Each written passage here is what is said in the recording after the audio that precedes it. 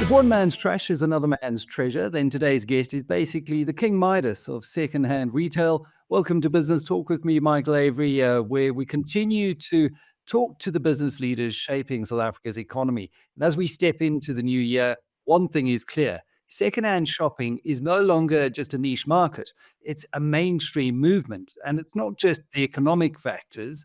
It's things like environmental awareness, wanting to reuse, and a shift in consumer priorities that have really driven the booming popularity of the secondhand market. And the trend shows no signs of slowing down. We all love a good bargain, especially in an economy where finding a discount feels like winning the lottery. But what if you could build an entire business empire around giving items a second chance at life? Well, into Cash Converters, the iconic brand that's been the unsung hero of smart spending for decades in the country. And joining me today is Richard Mukheibir, who's the CEO of Cash Converters South Africa, a man who's seen it all in the world of retail, resale, and reinvention. And we're going to be chatting about the brand's evolution, its franchise appeal, and maybe even get a sneak peek at what's coming in 2025. Richard, as always, great having you on the show. Let's start with a look in the rearview mirror a little bit. And at 2024, what were some Cash Converters' biggest highlights from the past year? Any standout moments that really shaped the business for you? Well, thank you, Michael. It's good to chat to you again. Appreciate the opportunity. And yes, 2024 was a mammoth year for Cash Converters on the African continent. We, in fact, celebrated our 30th year here in South Africa and Namibia. We hosted a range of festivities during September, which was effectively the month we opened the first store in Cape Town way back in 1994, and invited the whole of the Cash Converter family of leadership around the world. You and your listeners, I'm sure, will be aware that we represented in just over 20 countries around the world. Cash Converters is the leader in this particular sector, just under 1,000 stores. We represent here in Southern Africa the fourth largest territory. The largest territory, in fact, being in the UK. And so we had the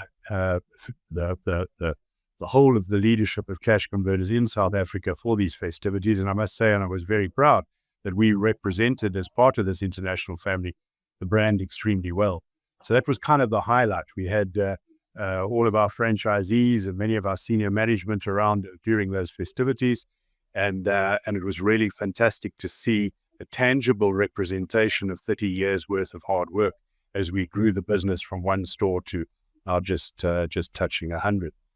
That would have been the one highlight. The other was we had another great trading year last year. And as you say, 30 years ago, secondhand was definitely not mainstream.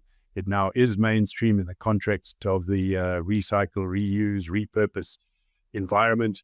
Our retail sales were up double figures in the high teens, which we were very happy with on 23. And in fact, our money lending business was up in the mid 20% growth on the same period of time the previous year. So a great situation to be in. We continue to provide access to cash to our customers. We continue to service them and focus on their needs. And yes, so we finished the year very well, and we've got lots of exciting things coming in 2025 and ahead. Yeah, I mean, I certainly see that with the next generation who love their thrifting.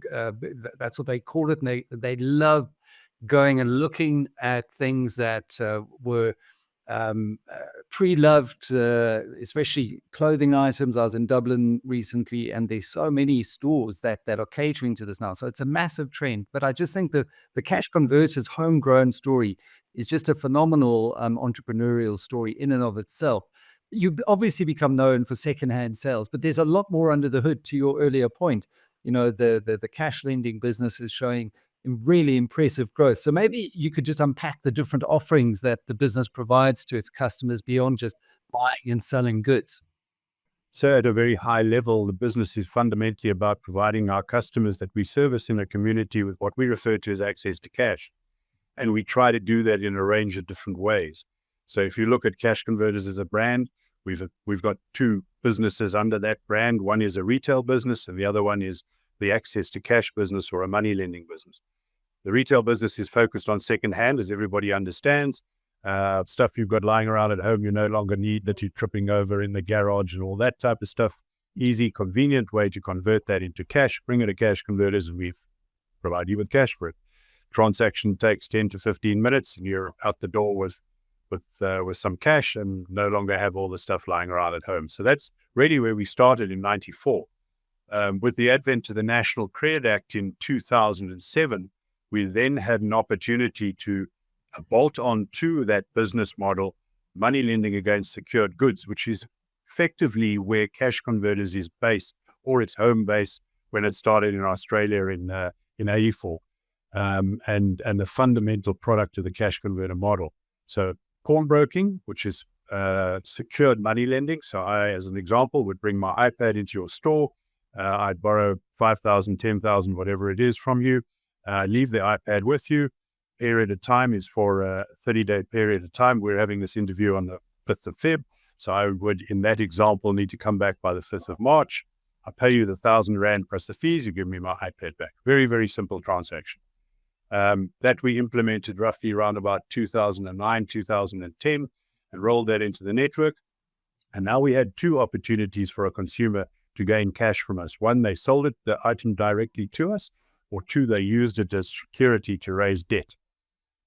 If you look at it from in fact, there's three ways. If you look at it from the retail perspective, we're selling product at roughly around about half the price you pay for it new.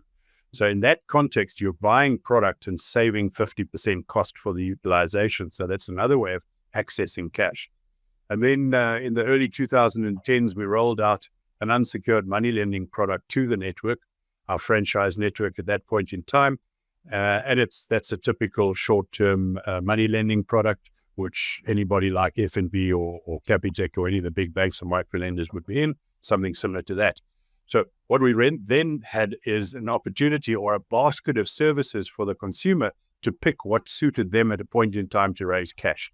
I could either come and borrow money as an unsecured loan, or I can borrow money against a product, or I could sell something outright, or I could go and buy something for roughly half the price of new, all of that adding up to providing our consumer base with access to cash and within the community that they operate. So this is a very, very closed-knit community type business. As you know, we're a franchise operation. 85% of our stores are franchise owned, and those franchisees own and operate their own store, and they know their consumers extremely well, literally by name. And that enhances the interaction and improves the service level to them as well. And in that context, we have a significant amount of repeat custom to those particular stores, and those customers are very loyal towards those stores. And maybe just to wrap that topic up quickly, we began a journey probably about 10 years ago to insource all of our IT. And over that period of time, we've effectively become a fintech business in the context of providing people with access to cash. And as it stands at the moment, we have a centralized database, single view of a consumer across all of our stores and all of our products. And that helps us then to understand the behavior of a particular individual, which stores they're shopping at, what services they're using of ours, and then improve the service level to them as well. So it's become a very interesting journey from 30 years ago, where I started out with remember those old blue Croxley invoice books you bought from CNA and a big pen? That's how we started the business. Today, we have an extremely sophisticated IT platform in the cloud that moves money between ourselves, our customers, our stores, between the stores, all in real time. And yes, it's quite a sophisticated setup now.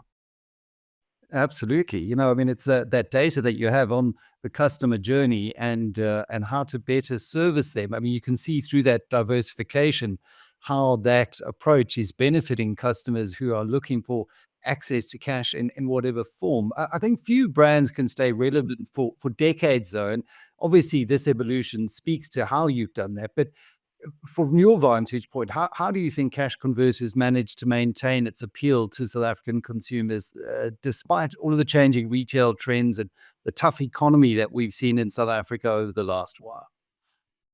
I think probably two aspects talk to that. The one is we've always seen our consumer as the center of our business, and everything we do, we reflect against whether it's going to be beneficial to the consumer or not. So that we are extremely consumer centric, and I think one of the unique aspects of our business, and this follows on to point number 2, is the culture and the values that are important to us, that we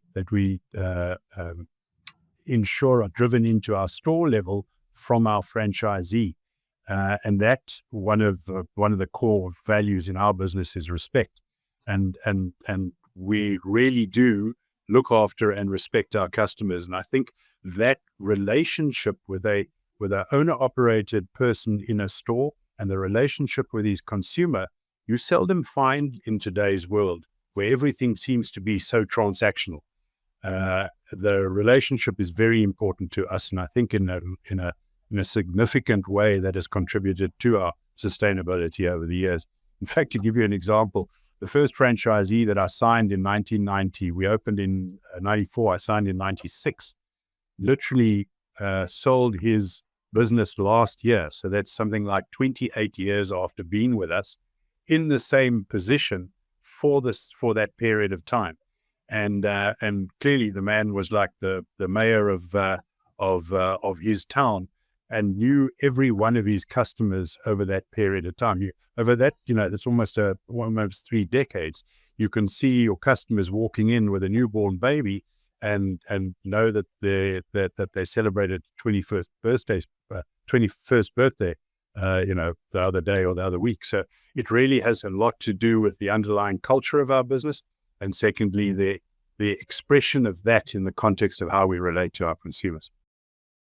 And I think you touch on such an important aspect of the business's success, in that it is relationship driven, but franchising is a big part of that. It's been a key part of your growth. And in a country that needs entrepreneurship, I think franchising is an underutilized model. We should be seeing more of it, because it does de-risk entry into business for those who may be quite new to owning or running a business. But what makes the cash converters model such an attractive franchise opportunity for South Africans to look to invest in if they're looking at franchises out there? What is it about the cash converters franchise model that really should excite them? Well, perhaps, Michael, let me come back to that question directly, and let me possibly just share with you the franchising model in general, and agree with you specifically that I think it is a lost opportunity for South Africans and our country and our economy, that we are not pumping the franchise model significantly more than or it's not been as accepted significantly more than it has. I'm a real advocate of the franchise model. Really what it brings from a franchisor's point of view is a proven business model with a brand, and you join that up with a franchisee that effectively doesn't understand the recipe or the business model or whatever that might be, and is taught and trained and guided as to how to run this business. So the IP comes from the franchisor, the brand comes from the franchisor, franchisee brings his skills and his money to start it out, and then together there is a symbiotic relationship, and they move forward, and you've got somebody who didn't have the skills beforehand, and 2, 4, 6, 10 years later, they're now a skilled business person in whichever franchise it might be. It seems to me that it makes so much sense that we should be, as a country, embracing this business model much more than we are. And to that point, I joined the board of the Franchise Association a couple of years ago as a non-executive director, and it's really something that personally I think is important for the growth of our country. And I would encourage anybody that's listening to this channel, not necessarily wanting to get involved in our business as cash converters, but wanting to know more about franchising, to go to the Franchise Association, and they really are the keepers of that IP. But fundamentally, if you want to talk to what makes cash converters different, I think I alluded to it a little bit earlier. It's the recognition of the fact that the relationship between franchisor and franchisee is collaborative. It is symbiotic in that the success of the franchisee determines the success of the franchisor, which determines the success of the brand. So if you understand that, and from a franchisor's point of view, do everything in your power to ensure the success of the franchisee, then everything follows from there. So it's really part of our culture to ensure that happens. And we equate success with profitability, and not only short-term profitability, but sustainability. So I go back to that example of the franchisee who's just left our network after 28 years. This is not a business that's going to deliver you short-term, quick, rich profit or the like. This is a business that's sustainable over the long term. It's significantly profitable to our franchisees, otherwise they wouldn't stay with us this long. And it is a business that continuously focuses on the needs of the consumer in the context of access to cash, and we are continuously developing the business model. So I alluded to it a little bit earlier as well. It's not what we see. The business model of cash converters today is nothing like it was 10 years ago or 20 years ago, or even 30 years ago. And in fact, we're just about to launch a whole range of new money lending products into the market during the course of this and next year that will ratchet it up to the next level. As an example, maybe I'll just give you a short, quick example of it. Historically, we've been a business to consumer business where we've lent money to individuals. We think there's a massive demand to provide short-term working capital to small businesses. So the one-man band, the bucky builder, the guy who's a bricklayer or this, that, the next thing, might need cash flow to pay his staff on a Friday. He's only going to get paid the next week when he completes the job. And as it happens, the formal financial world is not interested in banking people like that. We think there's a great opportunity there, which we're going to explore during the course of this year.